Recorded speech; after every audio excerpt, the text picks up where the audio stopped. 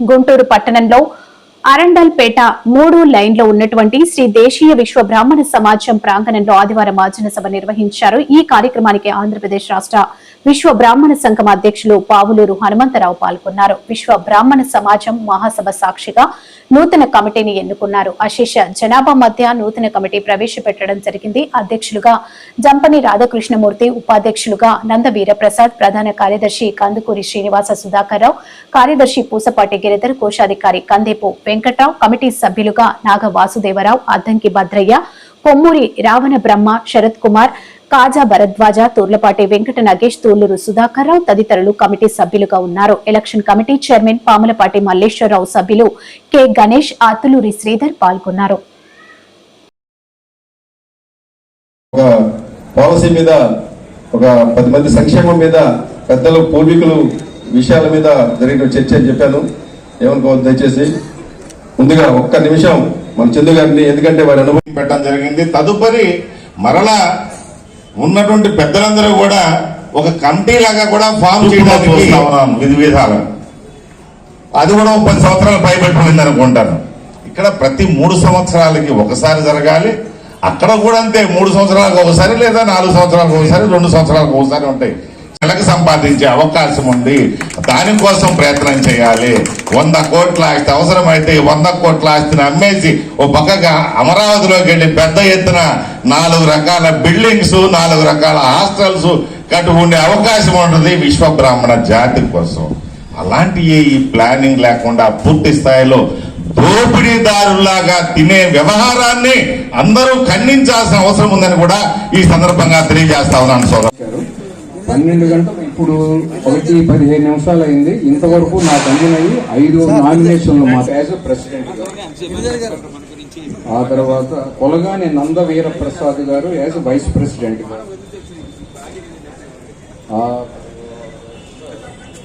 కందుకూరి శ్రీనివాస సుధాకర్ బాబు గారు as general secretary గారు. వీరిని ప్రపోజ్ చేసినటువంటి వారు శ్రీనివాస సుధాకర్ బాబు. కార్యాలయానికి సంబంధించిన రికార్డులు, తాళాలు, వస్తువులు, స్థిరాస్తులకు సంబంధించిన రికార్డులు, అద్దెదారులకు సంబంధించిన అగ్రిమెంట్ దస్తావేజులు, ఒరిజినల్వి, బ్యాంకు లావాదేవీలకు సంబంధించిన చెక్ బుక్లు, అకౌంట్ పుస్తకాలు, 2012 సంవత్సరం నుండి ఈ రోజు వరకు సంబంధించిన వార్షిక ఆడిట్ రిపోర్టులు, సమాజమునకు సంబంధించిన సమస్త రికార్డులు ఈ రోజు నుండి 7 రోజుల లోపున మహాజనసభ ద్వారా నూతనంగా ఎన్నికైన అధ్యక్ష కార్యదర్శులు అందించవలసిందిగా లీగల్ నోటీసులు ఇప్పించడానికి మీ అందరి ఆమోదం కూడా తీసుకోవడం జరుగుతుంది.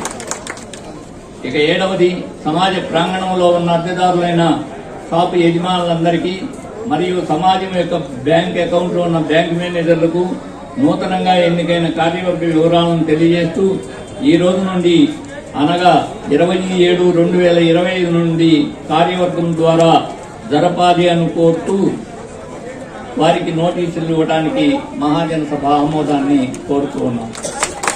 ఇక చివరిది, నూతన సభ్యత్వ నమోదు కార్యక్రమం మరియు సమాజ అభివృద్ధికి తీసుకోవాల్సిన చర్యల గురించి తదుపరి ఎగ్జిక్యూటివ్ కార్యవర్గంలో నిర్ణయం తీసుకోవడానికి వీలు కల్పిస్తూ ఈసీ మీటింగ్లో నిర్ణయాలు తీసుకోవాల్సిందిగా మహాజన సభ ఏకగ్రీవంగా మీ ఆమోదాన్ని కోరుతూ